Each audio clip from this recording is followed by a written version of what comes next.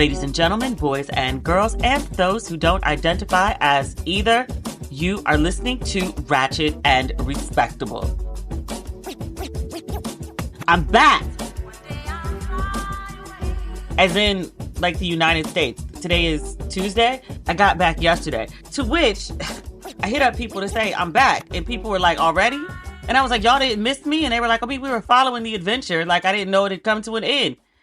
It did. I was only gone 3 weeks this time. I had intended to stay much longer. If you listen through to the end of last week's episode, I told y'all, like, I bought a condo. I have to close on it this week. So I cut my trip short in South Africa to come back and, actually, finish purchasing the condo. So that's why I'm back so soon. I'm quite excited about this. Although it's a bit anticlimactic. So, like, I'm buying it and, like, I get a set of keys, I think, but the sellers are staying in the condo for, like, another 45 days. So, like, I sign all the paperwork and, like, I give all the money and then, I'm responsible for this thing and I got, like, all these new bills, but I can't live there yet.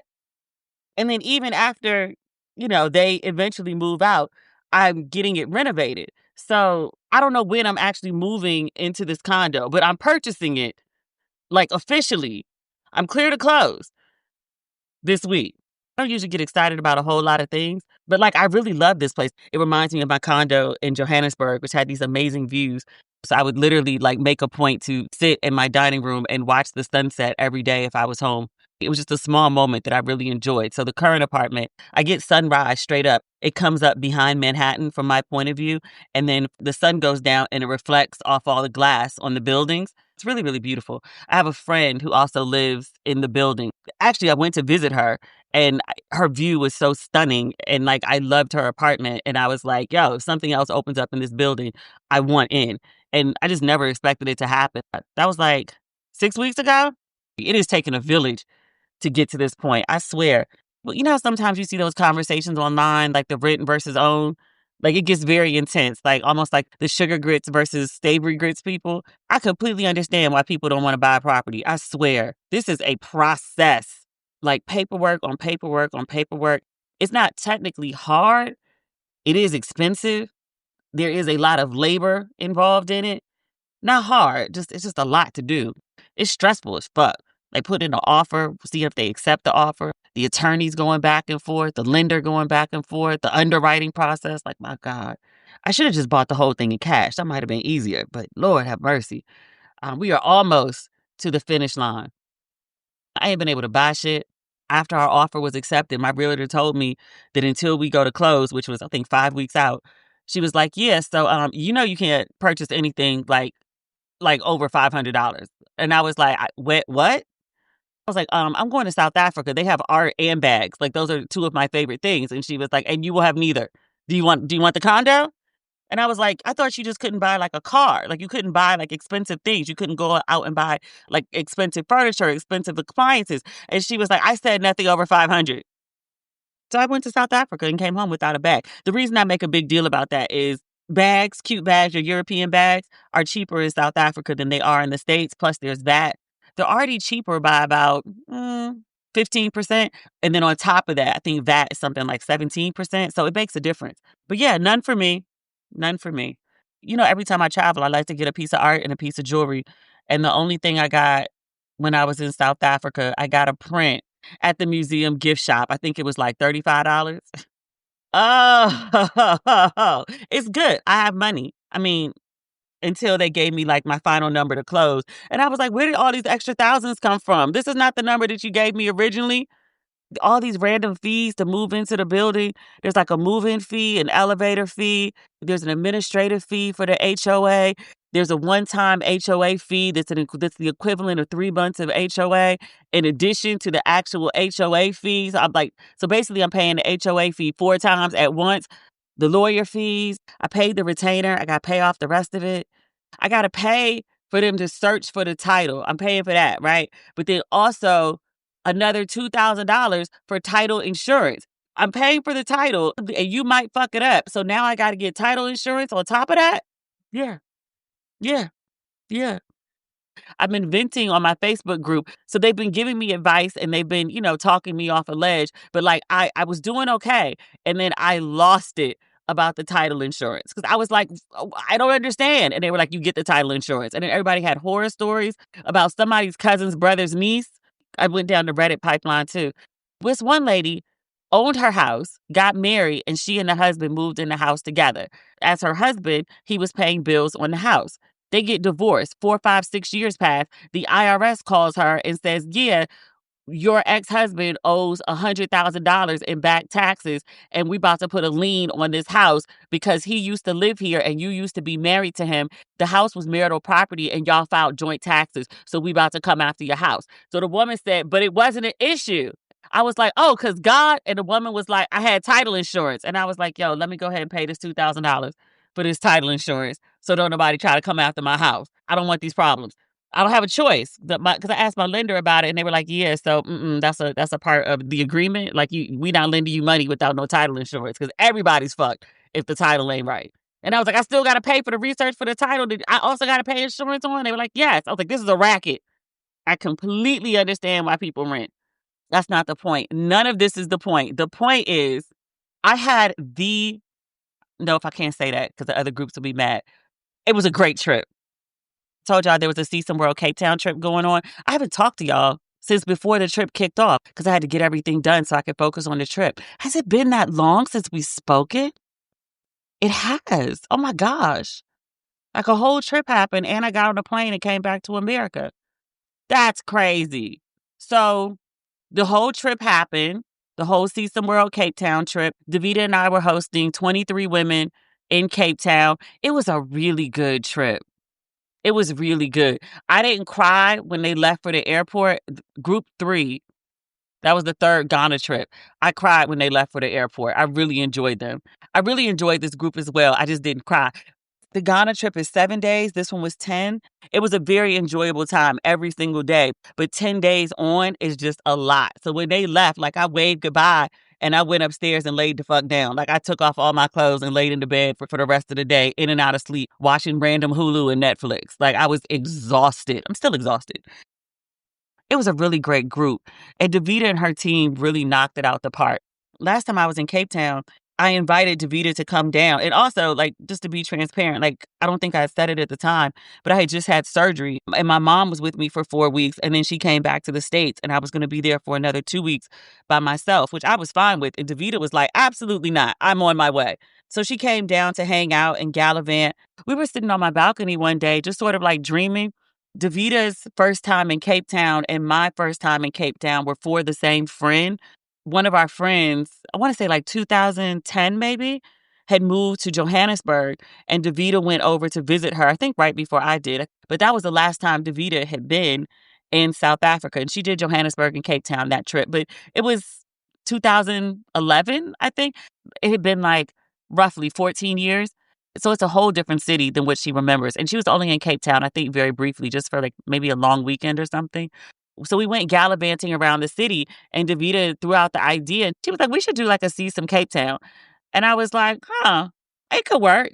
I was like, "Well, we have to do this and we have to do this and we have to do this." And she was like, "That's not I think I told you this story." She was like, "That's not a 7-day trip. Like that's at least 10 days." And I was like, "All right, well, it's 10 days then." It's very ambitious, but everything I suggested, she put together beautifully and then added some razzle dazzle on top of that. Cause some of it, like I was surprised. Like on the wine day, we did 3 different wine tastings, all at very, very sexy venues. And then we had dinner. This was the surprise. The place that we do our opening dinner in Ghana, the owners of that place also have a place in Cape Town. It was just a nice little nod to the origins of our See Some World trip. It was really good. We saw all the big animals. Well, sort of. We saw elephants. We rolled up on some elephants. We rolled up on some rhinos. We saw a lion that was just like primed for a photo shoot. Like he was ready to be seen. The wind was blowing his mane. Perfect pictures and video. We saw a zebra. We saw the wildebeest. We saw giraffes in the distance. They were like having some water, eating some food, but they were far out. We didn't get close to them. It was all just really magical. We ate at like all my favorite restaurants. I was really, really pleased to introduce the ladies to some of my favorite places. We ran into Damson Idris at one of my favorite restaurants. He was just in there. Like he was there having food. And as we were like sitting down, somebody was like, "Is that Damson Idris?" I interviewed him like years ago. So I just like ran up on him and I was like, "Damson." And he kind of looked at me. You know how like you sometimes know people like where they're supposed to be? Like if I ran into him in LA, because I run into him in LA like several times after I interviewed him, and he was always like, "Hey, what's up?" When I ran into him in Cape Town, he was kind of like trying to place me. And I was like, "Oh, Demetria, Hollywood Reporter." And he was like, "Oh, yeah, yeah, yeah." But yeah, he was headed to the bathroom. He went to the bathroom like a lot that evening, like literally like 4 times. And I was like, "Is everything all right?" I mean, I didn't ask him that because he was there with security. He still glides. If you know what that's a reference to, then you're a really long-term reader. And specifically reader, because I don't think I said it on the podcast. That's something from Instagram. Gorgeous. He been eating his Wheaties or his porridge or whatever they serving in Nigeria. Some rice. Do they have fufu? I don't know. Whatever he eating is doing his body good. He used to be a little skinny. He ain't skinny no more. He's full. He is full. He had like a little sweater. It looked expensive. Like, I mean, he's a spokesperson for Prada. It looked cashmere. It was cute. He was cute. All his beige glory. I mean, the outfit was beige. He's a very chocolate and finely chiseled. Amen. Man, it was a good trip. I'm still exhausted. I think I'll be exhausted for a while. I can't really calm down until Friday. Me and Mom are driving up to close on the condo. I wanted to do stuff to celebrate. I was like, oh, there's so much going on in New York. Amy Sherald is at, the Whitney? I think, yeah, Amy Sherald is at the Whitney. Obviously, the Met, the Dandy exhibit doesn't open until the 10th, but we could stay through the weekend.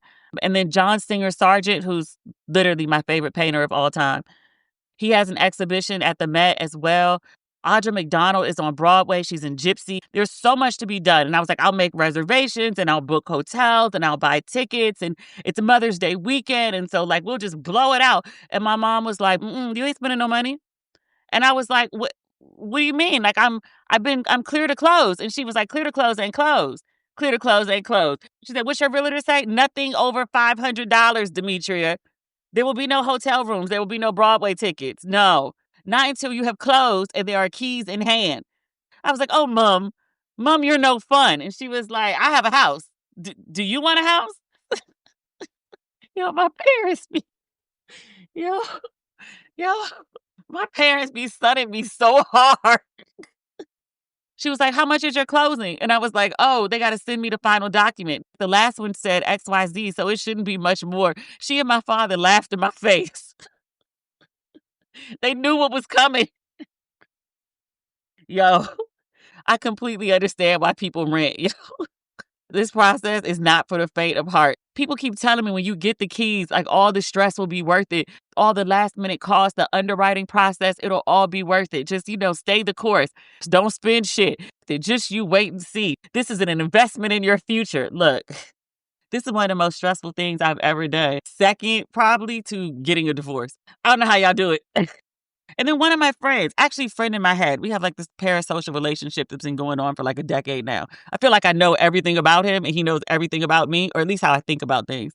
He was like, yeah, I purchased like 15 properties. And I was like, I don't understand how anybody does this shit more than once.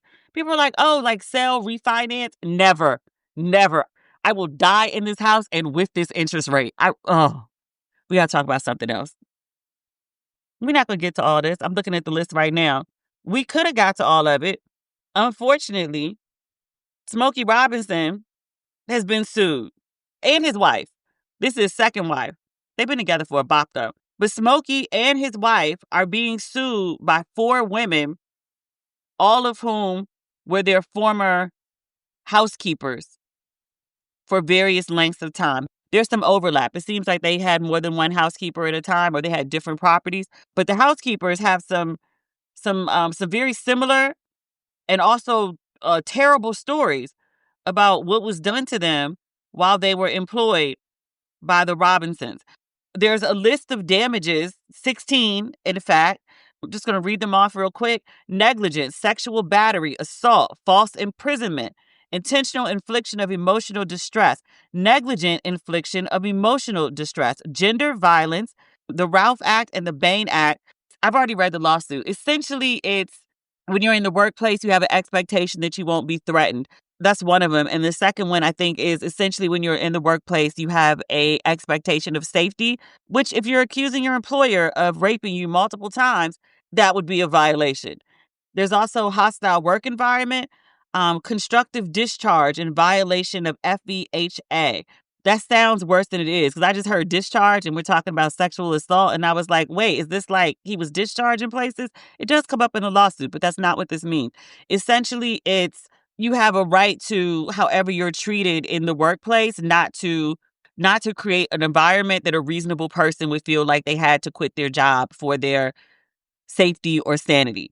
Failure to pay minimum wage, self-explanatory. Failure to pay overtime, inaccurate wage statements, failure to provide rest periods, and failure to provide meal periods. Those are the 16 charges in this lawsuit. So like I said, it's all Jane Doe. I'm on page 2. It's going through the parties. William Robinson Jr. I didn't know that was Smokey Robinson's real name. Legendary American R&B and soul singer, songwriter, record producer, and former record executive and renowned entertainer. He was the founder and frontman of the pioneering Motown vocal group The Miracles, for which he was also chief songwriter and producer. He is best known by his stage name Smokey. Frances Robinson is his spouse and also plaintiff, the women, their employer, along with Smokey Robinson. Let's see. Jurisdiction and venue. No. Factual allegations. Jane Doe 1. She says she began working as a housekeeper for the Robinsons at their Chatworth residence in January 2023 to February 2024. So she lasted a little bit over a year. She said she was forced to resign due to Smokey Robinson's repeated sexual assaults and sexual harassment against her. She says the first sexual assault occurred in March 2023, 2 months after she started. She said she worked on weekends when the rest of the staff was off. She says on a typical Saturday, Smokey Robinson would take his wife to the nail salon and then he would rush home knowing that he would be alone with Jane Doe 1. It says upon returning home, Smokey would call Jane Doe 1 into his blue bedroom, lock the door. He would have been showered and clothed only in his underwear. He would then neatly place a white towel on the bed. This detail comes up over and over and over, so as not to soil the bed linens in preparation for what was about to occur. It says Robinson would then begin to kiss Jane Doe 1 in her mouth, neck, and breast. Then he would roughly penetrate her vagina with his fingers, orally copulate her, he went down on her, and proceed to penetrate her vagina with his erect penis, causing her great pain. She says Robinson enjoyed ejaculating in her vagina without using a condom. Jane Doe 1 says she would protest and resist his sexual assault, but to no avail. In a desperate attempt to get him to stop his sexual assault, she would proclaim, "You're married," to which he would casually ignore. She says she was assaulted by Robinson in this manner at least 7 times. The last assault occurred February 17th, 2024.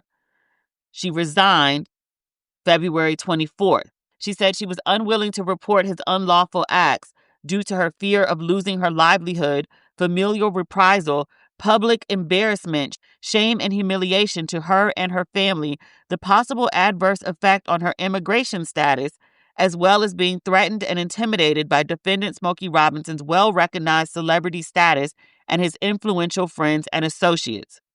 It says Frances Robinson, the wife, failed to take the appropriate corrective action to prevent her husband's deviant misconduct against Jane Doe 1, despite having full knowledge of his prior acts of sexual misconduct, having settled cases with other women that suffered and experienced similar sexual assaults perpetrated by him. It says Frances Robinson, the wife, also perpetrated a hostile work environment by regularly screaming at Jane Doe 1 in a hostile manner, using ethnically pejorative words and language. During Jane Doe 1's employment with the defendants, she worked 10 hours per day, 3 days per week, Saturday through Monday, at a rate of $18 per hour. It says the Robinsons failed to pay minimum wage or pay overtime wages for the hours worked in excess of 8 hours, nor provided rest or lunch breaks. She would often work holidays for the defendants without being paid the holiday rate. Defendants also failed to pay Jane Doe 1 wage statements for the hours worked. Yikes. Jane Doe 2. She began working as a housekeeper at the Chatworth residence from about May 2014 until February 2020. She says she was forced to resign due to defendant Smokey Robinson's repeated sexual assaults and sexual harassment against her. Defendant Smokey Robinson's brutal sexual advances were constant and even predictable throughout her employment. She says the sexual advances began in the later part of 2016.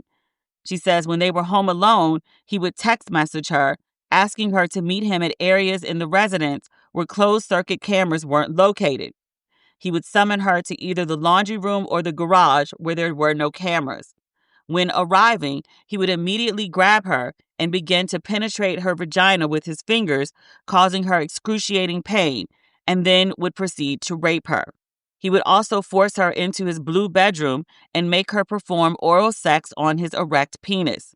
Thereafter, he would proceed to forcibly penetrate her with his erect penis without using a condom. He would enjoy ejaculating all over Jane Doe 2's face, much to his satisfaction and her abject humiliation. Defendant Smokey Robinson. According to the lawsuit, I'm on page 5. It says defendant Smokey Robinson sexually assaulted her in this manner on at least 23 different occasions. It says defendant Smokey Robinson would threaten Jane Doe 2 that if she refused to have sex with him, he would make his wife be quote and unquote mean to her, which she was very capable of being. Jane Doe 2, for the same reason Jane Doe 1 didn't report. This is identical. Unwilling to report defendant Smokey Robinson's unlawful acts to authorities, fear of losing her livelihood, familial reprisal, public embarrassment, shame and humiliation, adverse effects on her immigration status, etc. And then also why they're suing the wife, because the wife knew, allegedly, and there were prior acts of sexual misconduct. He'd settled other cases, etc. Also, same accusation. It says Frances Robinson perpetuated a hostile work environment by regularly screaming at Jane Doe 2 in a hostile manner, using ethnically pejorative words and language. Jane Doe 2, she worked 10 hours per day, 6 days per week, Monday through Saturday, at the rate of $10 per hour. It was increased to $12 in 2017. That's it? In California? It says they failed to pay minimum or overtime wages for the hours worked, including those in excess of 8 hours. They did not provide rest or lunch break. She would often work holidays without being paid the holiday rate. They failed to provide her wage statements for the hours worked. Damn. Jane Doe 3. She began working as a housekeeper, same residence, February 2012 until April 2024, when she said she was forced to resign due to Smokey Robinson's repeated sexual assaults and sexual harassment against her. She says Robinson repeatedly sexually harassed, sexually assaulted, and raped her during most of her entire employment with the defendants. She said he would force her into his blue bedroom, whereafter he would perform his ritual of exiting his bathroom nude or wearing only underwear after showering, and then carefully placing a towel, told you the towel keeps coming up, placing a towel on his bed not to soil the linens for what was about to occur. He would then disrobe Jane Doe 3 and orally copulate her. Then he would force her to lie face down on the towel so that he could penetrate her vagina with his erect penis from the rear. Defendant Smokey Robinson repeatedly raped Jane Doe 3 in this manner at least 20 times. On one occasion, Jane Doe 3 resisted his advances. Defendant offered her $500 to allow him to orally copulate her, an offer she refused. When not attempting to penetrate her vagina, Robinson would make unwanted advances against her, touching her breast, vagina, and kissing her on the neck and on her mouth. She resigned in April 22, 2024, due to defendant Smokey Robinson's continued sexual assault and hostile working environment she experienced daily. The same reasons that the other women didn't report are repeated here. She also accuses the wife of having full knowledge of what was going on and not doing anything. Same accusation of using ethnically pejorative words and language. She worked 10 hours a day, 6 days a week, for a rate of $18 per hour. She has the same accusations. They didn't pay her correctly. They didn't pay her overtime. They didn't pay her for holidays. And then her wage statements were inaccurate. They also failed to provide wage statements for hours worked. Jane Doe 4. She was a housekeeper at their Chatsworth residence, including being Frances Robinson's, the wife, being her personal assistant, cook, and hairdresser in or about October 2006 until April 22nd, 2024, at which point she was forced to resign due to defendant Smokey Robinson's repeated sexual assaults and sexual harassment against her. She says Robinson first sexually assaulted her in 2007 when she accompanied him to his Las Vegas home. She says while she was there and alone with him, he forced her into his bedroom and raped her. She says the sexual assaults continued there and other places. In or about mid-2019, Jane Doe 4 was asked by defendant Smokey Robinson to accompany him to his temporary residence located in Bell Canyon to clean.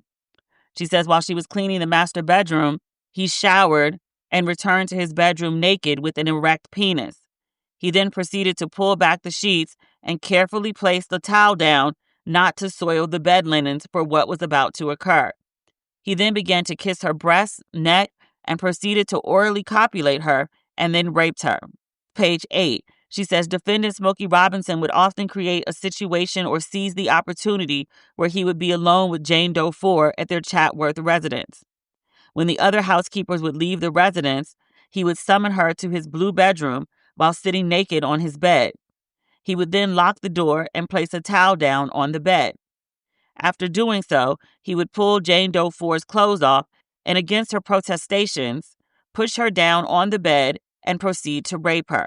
It says defendant Smokey Robinson never used a condom during the sexual assaults, ejaculating into Jane Doe 4's vagina or withdrawing and ejaculating all over her body, much to his satisfaction and her abject humiliation. It says defendant Smokey Robinson would also constantly admire and touch Jane Doe 4's breasts, kiss her neck, and force his tongue into her mouth.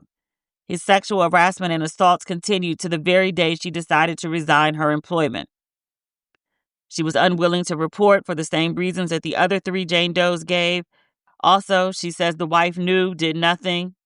Also, she perpetuated a hostile work environment by regularly screaming at Jane Doe 4 in a hostile manner, using ethnically pejorative words and language. Jane Doe 4, she worked 10 hours per day, 6 days per week at the rate of $15 per hour. It was raised to $20 per hour in 2018. The woman was working 3 different jobs and getting $20 an hour. Are you serious? They failed to pay minimum or overtime wages for the hours worked, including those in excess of 8 hours, nor provided rest or lunch breaks. It says Jane Doe 4 would also regularly travel with the defendants, but was never compensated for her time doing so. Defendant also failed to provide Jane Doe 4 wage statements for the hours worked. We're on page 9, and this is just a list of the charges, most of which I ran through before. I just want to go over the Ralph Act and the Bain Act. The Ralph Act says that workers are to be free from threat of violence or intimidation by threat of violence. The Bain Act covers plaintiffs' right of protection from bodily restraint and harm and personal insult by threats, intimidation, or coercion. There was one other one. Constructive discharge in violation of FEHA. That's Fair Employment and Housing Act. So to be in violation of FEHA, you have to create or knowingly permit working conditions to exist that are so intolerable that a reasonable person in the same position would have no reasonable alternative except to resign.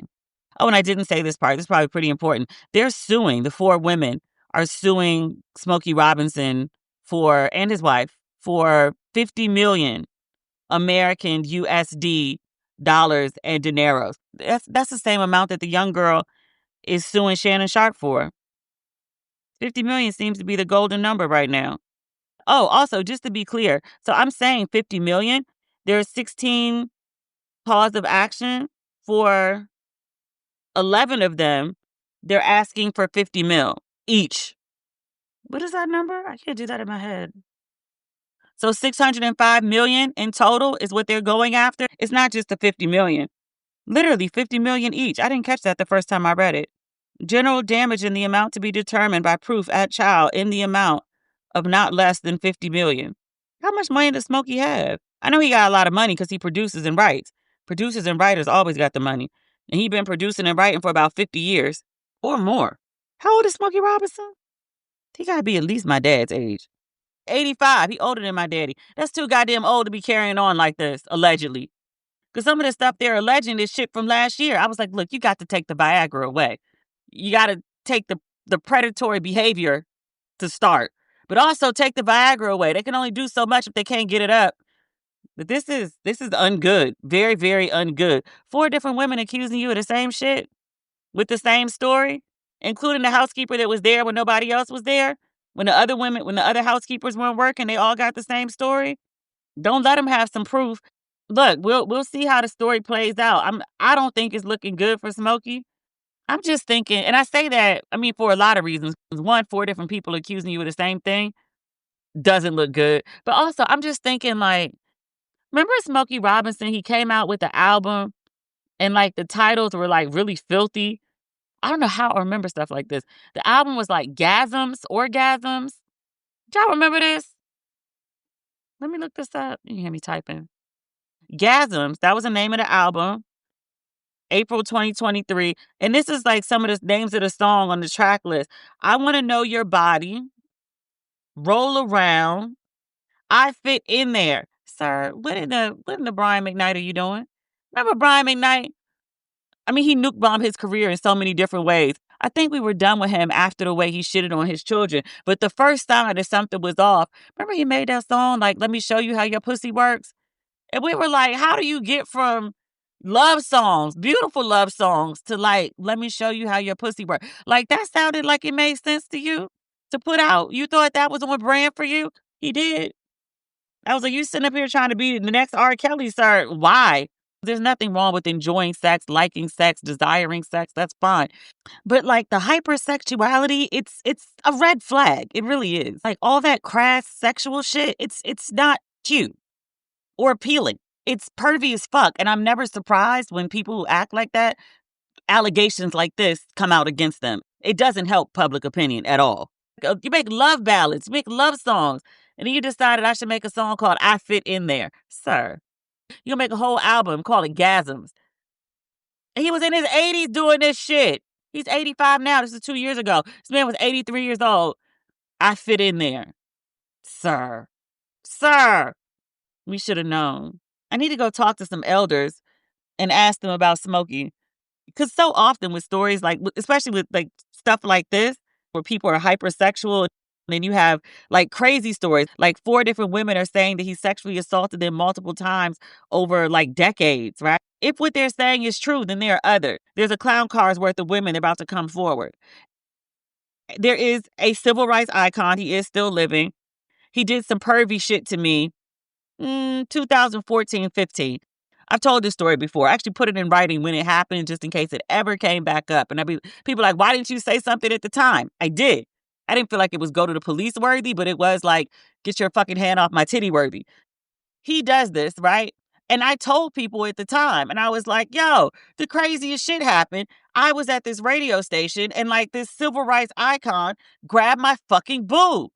He put his arm around me, kind of like you're side hugging somebody, but he blatantly put his hand on my titty. And I was like, is his hand on my titty? Like, it was weird. And then I took his hand off and like moved, like yanked it off me and like continued the conversation. But I was like kind of in shock because I was like, nigga, you're like a civil rights icon. So I started telling people what happened. Like, you'll never believe this crazy shit that happened to me. Everybody across the board, like anybody who worked in that circle was like, oh yeah, he does that. Or like, God damn, he's still doing that shit. He's been doing that bullshit since the 60s. What? I was like, are you kidding me? Are you kidding me? Was not kidding. Everybody has stories.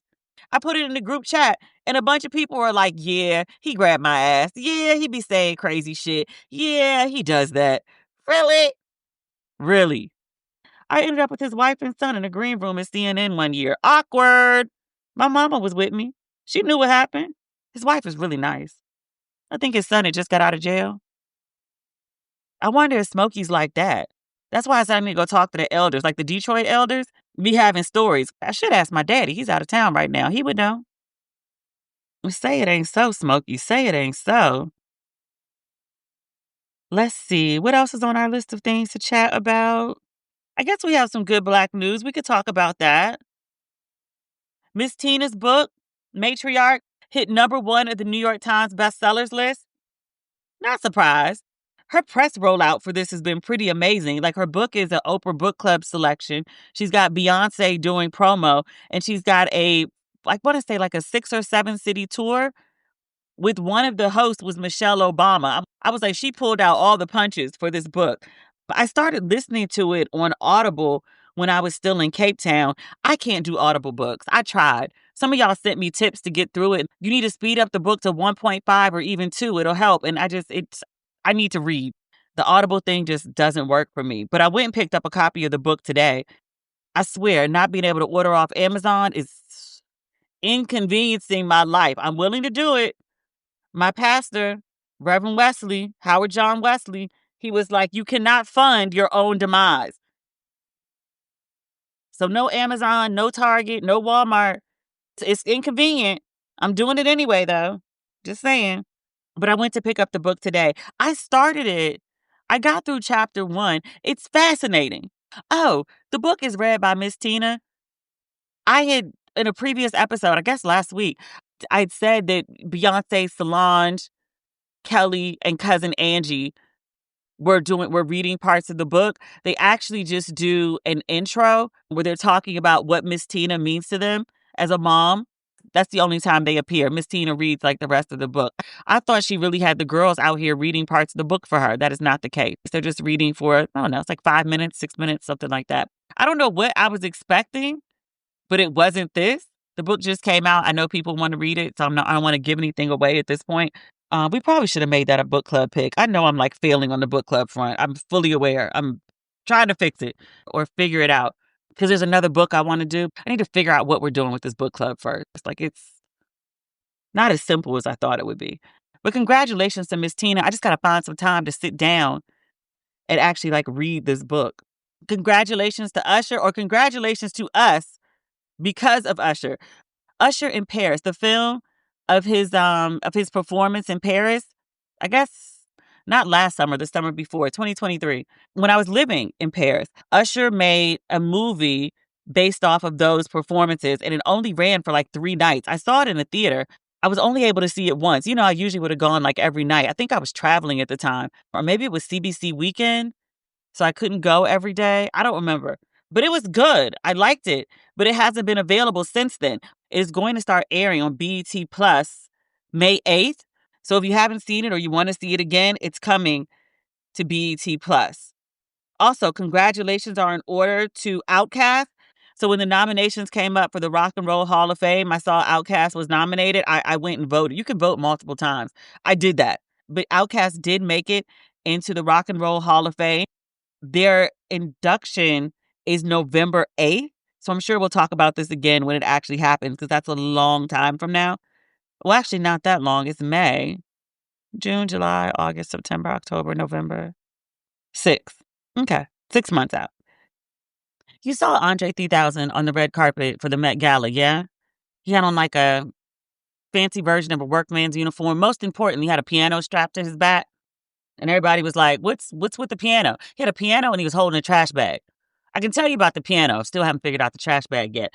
Andre 3000 dropped a sneak album last night. He's not rapping. It's called 7 Piano Sketches, and it's exactly that. The cover of it is a drawing of his Met Gala outfit, replete with the piano on his back. He's playing the piano, 7 different songs. Okay, remember MTV Unplugged with Lauryn Hill? And she plucked at that guitar for like 10 songs, and she rapped with like not real well thought out choruses. I love the album. I'm not criticizing the album. It went platinum. A lot of people loved it. Perhaps not as much as the miseducation of Lauryn Hill, but that's not the point. The point is, in retrospect, like, Lauren was going through something and we saw it in real time and we just didn't know what to do with it. We weren't advanced as a society at the time. We still got issues.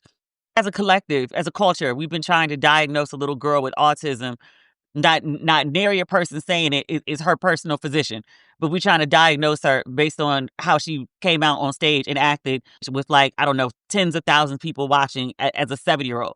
They were like, you can see the signs. I'm like, can you? I just see an excited kid. I would just like to remind people at this time, I know I'm going off topic. It's not the first time. I would just like to remind people that not less than a year ago, and this is probably some of the same people saying this shit, a public figure diagnosed herself with autism, and people went ballistic and was like, you can't diagnose yourself with autism. You have to go to a doctor. There are tests for that. You can't just wake up one day and decide, like, oh, I'm autistic. Like, what the fuck? And people are literally doing that exact same thing with a 7-year-old child. That's not the point. The point is, I'm concerned about Andre 3000. People keep telling me, they're like, he's fine. He designed the outfit, or he created like the entire outfit for the editor, I want to say, of GQ, editor-in-chief of GQ, to wear to the Met Gala. And they're like, Andre just has many talents. He's a creative person. He's exploring his many talents. Like, let Andre be. I love Andre 3000. He's my original love. Like, before Usher, Andre 3000. If I had to choose, Andre all day. No question. The playing of the piano, like, listen to it for yourself. The playing of the piano sounds like a troubled man is involved. I'm not saying there's anything wrong with him. I'm just saying I hear trouble in the sound of his piano. Similar to the way I heard trouble, I was depressed at the time because I couldn't find a job after I graduated from NYU and I had to move back home. I was depressed. That's why I didn't pick up on the depression and sorrow in Lauryn Hill plucking that guitar. I can hear it now when I listen to it because I'm not depressed. I couldn't hear it when I was going through a divorce. I was listening to Just Like the Water over and over and over. My former assistant, Naima, who came on the show, whenever I would talk about that album online, if I would use the music in a reel or something I posted on stories, Naima would be in my text quick, like, hey, is everything all right? Because, you listen to that album again. That's how I feel about the sound of Andre's piano.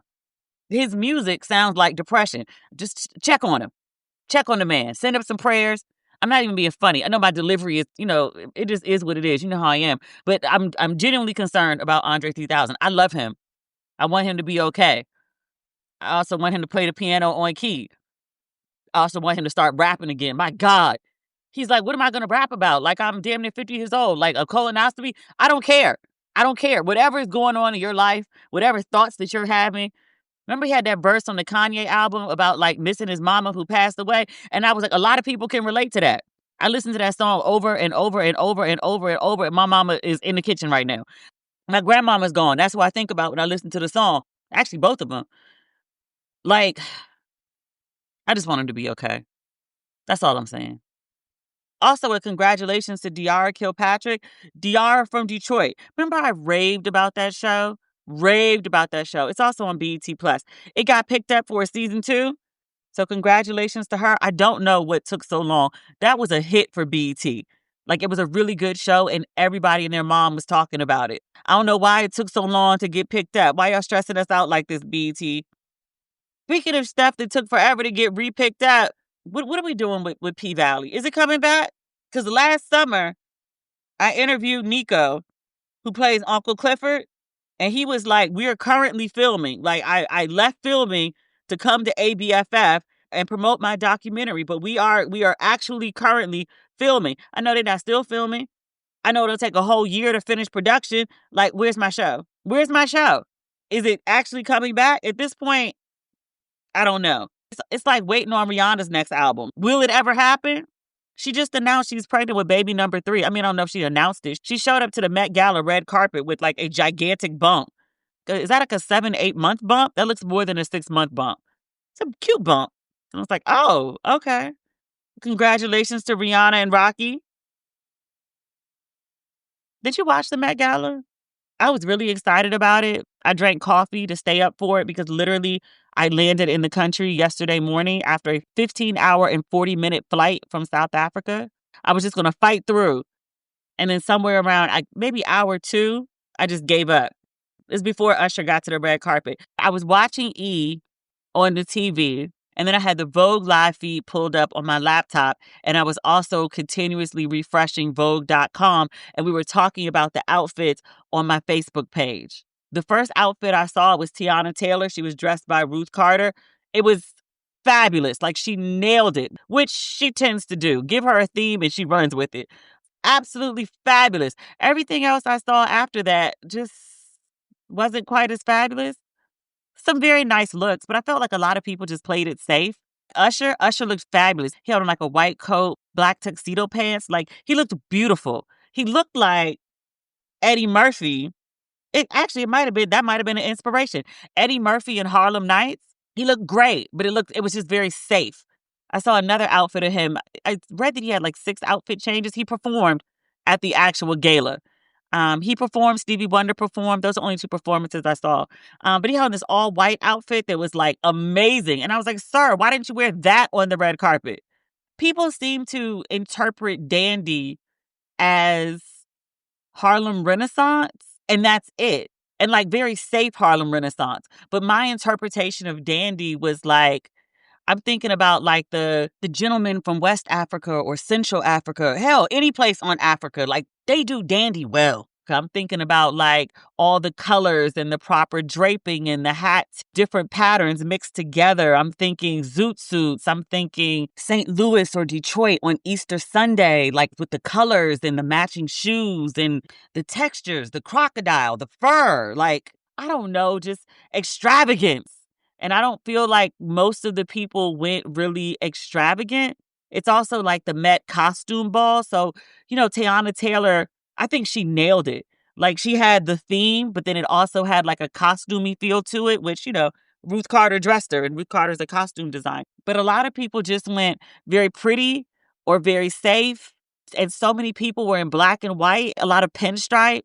And then also like an amazing number of people wore this like, I don't know if blood red is right, like maroon red. I was like, why did so many people gravitate toward that color specifically? Sierra looked great. Mindy Kaling, amazing. Kerry Washington, Tracee Ellis Ross. Janelle Monáe, she did some over the top. She got out the box. Lupita Nyong'o, she got out the box. Remember her Oscar dress was like that beautiful shade of blue. She channeled a similar shade. She had on a pantsuit. There was a cape involved and a hat, all matching. It was wonderful. There were a couple other people. Halle Berry, I did not think she looked amazing. I think MF Halle Berry always looks good, full stop. She's just a gorgeous woman. The dress she chose to adorn herself with for last night's gala, I was like, is that like coochie cleavage? Why am I seeing your coochie crack? That was a choice. It was the wrong choice. I felt. I'm trying to figure out how to say this.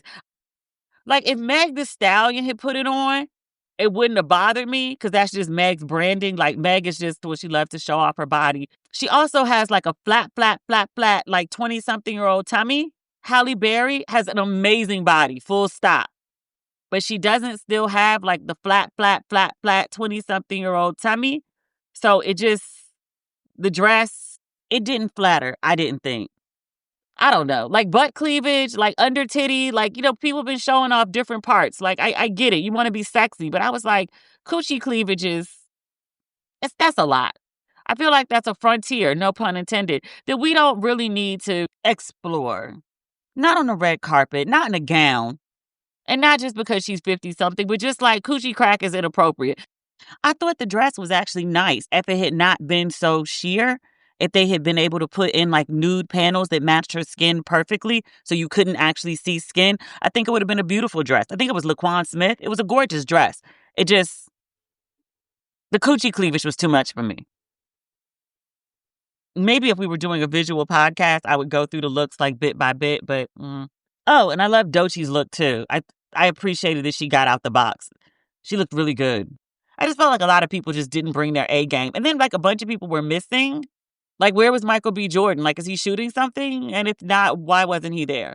Or Aaron Pierre, like, what was he up to? Why was he not there? Jamie Foxx, why was he not there? Snoop, I don't even really fuck with Snoop. But I'm like, I feel like Snoop would have come dressed like a pimp. But he would have put his good shit on. Idris Elba. Where was Idris and Sabi? There were like several prominent Black people not present. I would love to see Denzel there. Spike was there. Rocky was there. I think he's so beautiful. I've always thought he was attractive, but he's really coming into himself right now. Like his his teeth, his style, his face, like it's all working together in tandem right now. Like he's a really attractive guy. I do think though, he has a bit of Prince Harry. He seems like a little bit of an airhead. Beautiful, sweet, charming, but I don't know how much substance is really there. Like I was watching Vogue and I was waiting for the live feed to come on. And so they were doing this behind the scenes to shoot the covers for the 4 Vogue issues with Black men. And then there was a photo shoot inside, prominent Black folks. I could not get my hands on a copy of the magazine. When I went to pick up the Miss Tina book today, I wanted to get a copy of Vogue. And they were like, oh no, it's been sold out since last week. And I was like, of course it has. She suggested, she was like, maybe if you go to Annapolis, it was a white woman too. She said, maybe if you go to Annapolis, they might have it. I live in a Black area. Annapolis is not quite Black. I mean, they got Black people in Annapolis, but, it's not as many. She was thinking that maybe the bookstore out there would have it. And I was like, all right, I'll try Annapolis.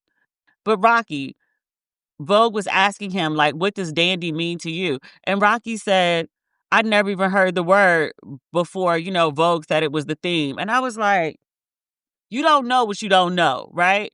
So no judgment there. But I was like, at the point where they were like, hey, Rocky, we want you to be the chair of this Met Gala, and we want you to be a spokesperson, and we're going to put you on the cover. And while you're shooting your cover, we're going to shoot some behind the scenes. And like, these are the kind of questions that we're going to ask you. You couldn't come up with no better answer about like, what does dandy mean to you than I'd never even heard the term before they asked me to do it. I don't think he's an airhead because he didn't know. I think he's an airhead because he ain't had no better sense than to like, I don't know, give a better answer than that. Like, that was the best answer you could give. Was no publicist present? Did he fire the publicist? I know he could afford one from his own money, not just because of Rihanna. Like, he has money. If he was dating a woman who isn't a billionaire, it's kind of like Stedman. Like, Stedman does well for himself. A$AP does well for himself. It's just that you happen to be dating a billionaire, so people act like, he ain't who he is. But, he cute, though. He got good genes. He got pretty teeth. He got pretty skin. That face is immaculate. He's in a new movie with Denzel. The trailer looks really good. What's the name of it? Highest to Lowest. Does it say when it comes out? It just says this summer. I'll watch it when it comes out. Oh, last but not least, before we move on from the Met Gala, I just wanted to acknowledge that they broke a fundraising record this year. This gala raised an unprecedented $31 million. It is the most successful fundraiser in the Met's history. Also, individual tickets reportedly cost 75,000 American USD dollars and dineros, and tables, I think it was a table of 10, started at 350,000. Most of the celebs didn't pay to be there, like the corporations or the fashion houses pick up the tab for all that. This Diddy trial, the trial that I said I don't think is going to happen, I was wrong. They're currently picking a jury. Although, we did find out recently that Diddy was offered a deal by the Fed, plead guilty, then he's out in 5 and everything's off the table. There was a possibility that it couldn't have happened, but Diddy said no. The trial is starting and they are currently, I think they started yesterday, like working on the jury. We'll see what comes out in this trial. I expect it to be a hot mess. And I'm reading on Hollywood Reporter, it says the trial is expected to last 8 weeks, starting from May 12 opening statements. We'll have 4 witnesses, including Cassie. It says the 3 other victims at this point are unnamed. I did see that one of the people who's testifying is a man. It says all 4 witnesses are prepared to tell about their experiences with Combs as the prosecution tries to show how he allegedly coerced women into sex by manipulating and controlling them, and how his staff played allegedly key roles in cleaning up after his messes and assuring alleged victims stayed in line and kept quiet. It says all 4 witnesses will then face cross-examination from a tailored team of attorneys who are some of the best defense lawyers money can buy. I so wish this trial was being televised, because it really has possibility to be the trial of the century, but feds don't allow cameras in courtrooms. So we'll just have to rely on the updates every day.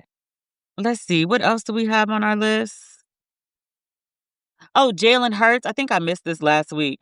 Jalen Hurts, in addition to getting married, refused to go to the White House. The Eagles went to the White House. If you recall, they won the Super Bowl back in what, January, February? It's been a bop. I thought like you won the Super Bowl and then you went to the White House shortly thereafter. It's been months since the Super Bowl. But the Eagles finally did go to the White House, and Jalen Hurts, he said he had a schedule conflict, so he wasn't able to make it. I love Jalen Hurts. Isn't that the same excuse when Michelle Obama didn't go? She didn't go to Jimmy Carter's funeral. She said she had a schedule conflict and just left it at that. Look, you can't make it, you can't make it. I appreciate him not going. I appreciate him standing on business. I do. Everything about this man says he is not with the shits. He's not with the bullshit at all. Good for him for sitting his ass down or doing whatever he had to do, but not going to show up at the White House and then sitting there looking crazy in pictures. Is there anything else? Oh, congratulations to I feel like we're gonna do this every week. It's just gonna get better and better. I read that Sinners has crossed the 200 mark threshold worldwide. So congratulations to Ryan Coogler. Very, very proud of the whole Sinners team. I want to go see it again. Apparently it's sold out everywhere. Not that I've looked since I've been back. I've been home literally just over a day. It's not even 48 hours at this point. I do want to see it just one more time in theaters, at least. What else do we have on our list? Anything that's like a must do? So I feel like we're running long. Somebody wrote into me and told me they hated the long episodes. Like, it's just too long. And I was like, y'all complain, but it was just too short, too. Oh. Oh, Marc Lamont Hill is now a regular on Joe Budden's podcast. Apparently, he's been over there for like a good 7 months, but people just picked up that he was a regular within like the last week. Clips of him on Joe Budden's podcast have been going viral. It's Dr. Marc Lamont Hill, like smart ass. And I don't mean smart ass like sarcastic. I mean like the man is really fucking smart. He's got a PhD. That doctor, not honorary, like earned a PhD, Dr. Marc Lamont Hill, the one with the bookstore in Philly, who reads all the books and then writes all the books and like, defended a dissertation and be all over like, I don't know, the Griot, I think it is. He used to be all over. It was a Huffington Post, CNN, MSNBC. Like, he has a brain. He's informed. He's well read. I'm gonna keep repeating that. He's on the Joe Budden podcast. I heard about it before I saw the clips of it. Talking to some dude, as I don't watch or listen to the Joe Budden podcast. I know it exists. I know it's a juggernaut among podcasts.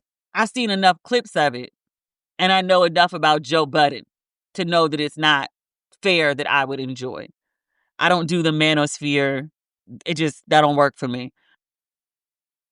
I couldn't figure out why Marc Lamont Hill was over there. The first thing that came in my head, and I was like, is the rent due? Like, financially? Like, you all right, bruh?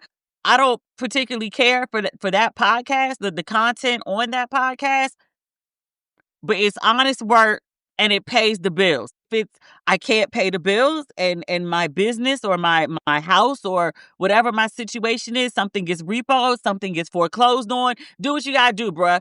Honest work that pays the bill. And then, speaking of some mutual friends, I don't know him. I've met him a couple times. I could pick him out of a lineup. I don't think he could do the same for me. Okay. Spoke to some mutual friends and was like, yo, what your boy doing? What he doing over there? Because after I'd seen the clips by then, and I was like, somebody was arguing with him, some beige rage dude. I don't know how Mark is following the conversation because I couldn't really follow it. Dude was upset about something. He was saying something inaccurate. Marc Lamont Hill tried to explain to him what phrenology was. And dude was like, well, now you're using all them big words that like don't mean nothing.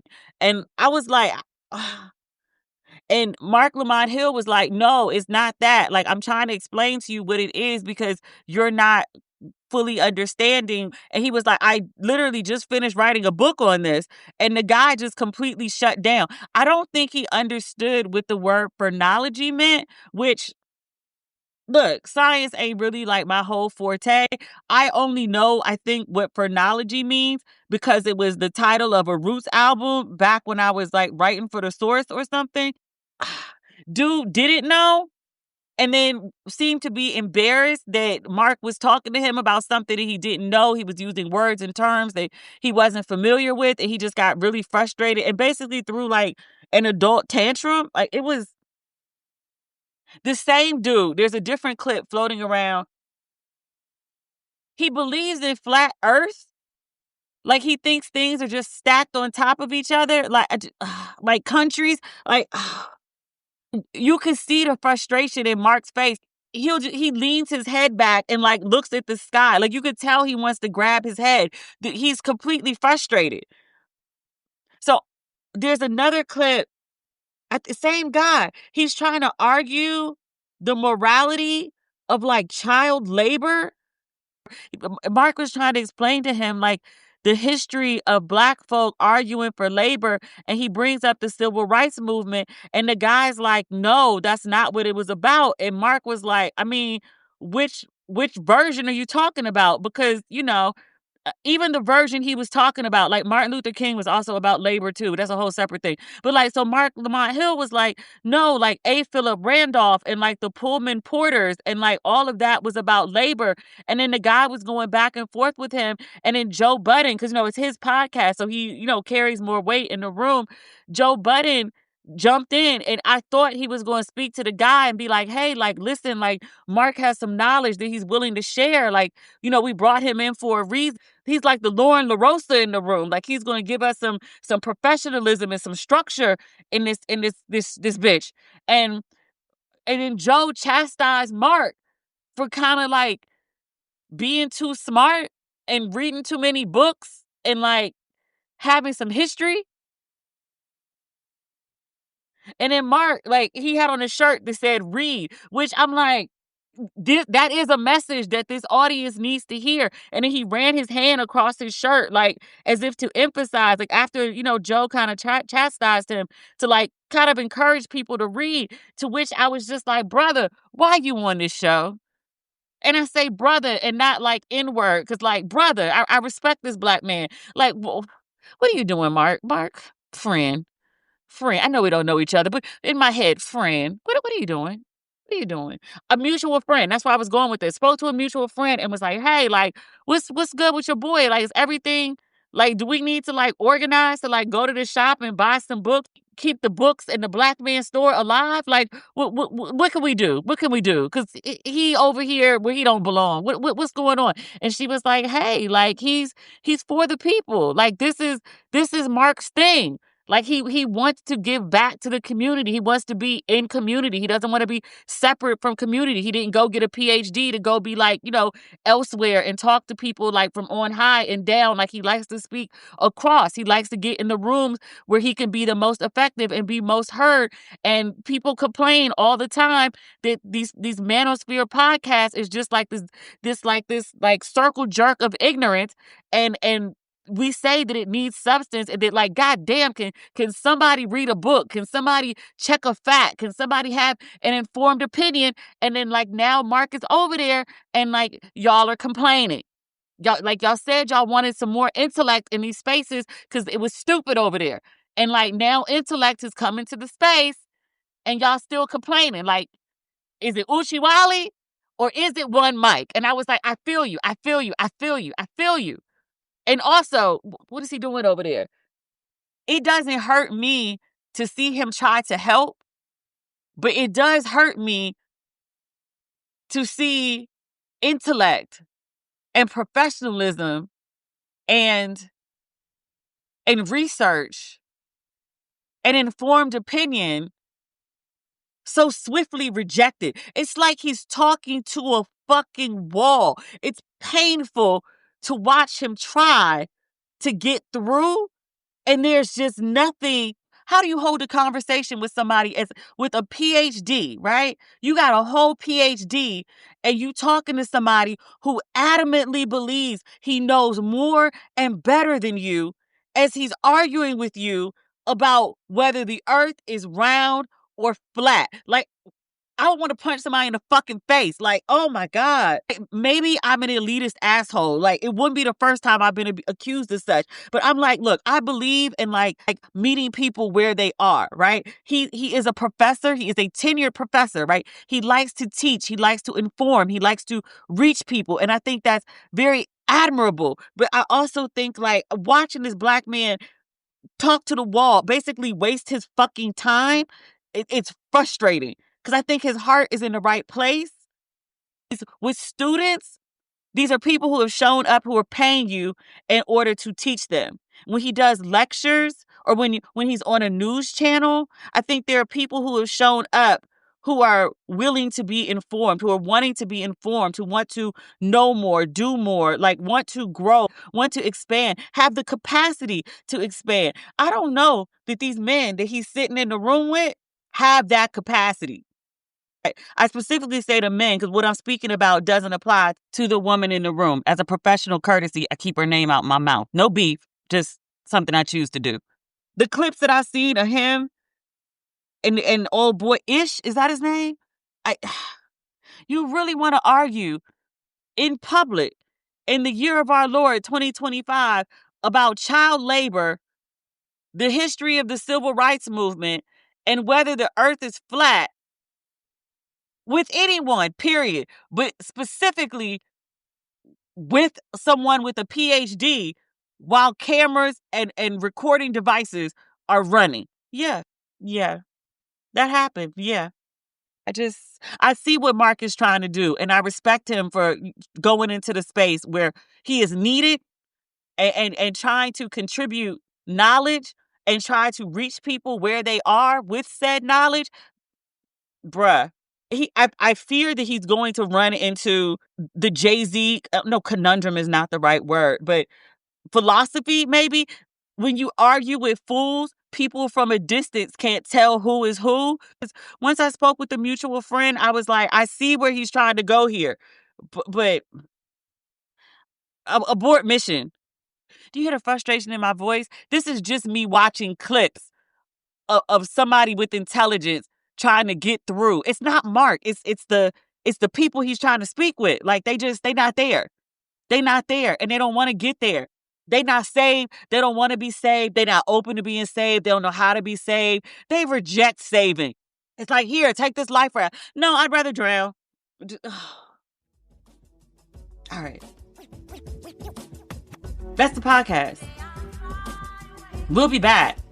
I think next week we should have things straightened out. Let's hope for that. All right. Talk soon. Bye.